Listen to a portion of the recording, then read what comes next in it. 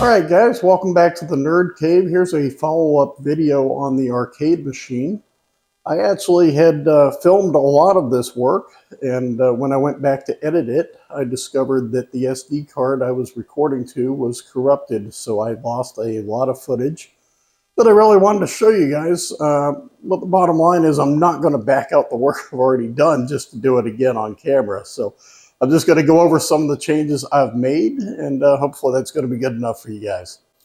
All right, so one of the first changes here is I have changed out the HAP-style joysticks that weren't working to these Sanwa parts.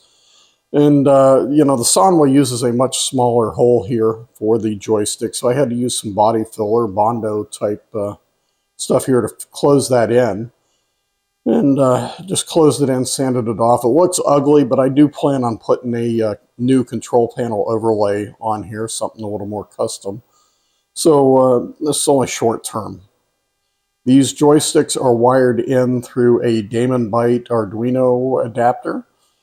And let me open the control panel and show you guys some of that stuff. Alright guys, so here are my two Damon Byte adapters. They're just wired up to the joysticks, going into USB there on the MiSTer. And right now I'm using that analog I/O board, but I will be changing this out for direct video here in the next few days. So I'll probably put up a video about that change when that happens. In addition to this, I've hooked up the CoinMex down below and set up a button combination to bring up the on-screen menu. So I can bring that up here, and we'll turn up our volume.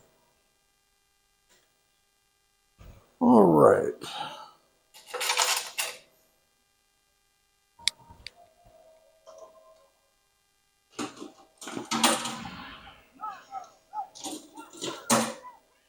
All right, so my CoinMex are working. We can start a game going. Something else I've done is set up two secret buttons here. So this first button, if I push this in, it will reset the game. That's actually mapped to the on-screen display button on the I/O board. The second button will act as if I'm inserting quarters. So I don't actually have to use the CoinMex if I don't want. I can just hit those buttons there. The way I've done that is actually pretty simple. It's just gluing a switch in place there, and the coin return will hit those buttons as needed. All right, guys, that's about it. Here's some shots of the nice CRT on this cabinet.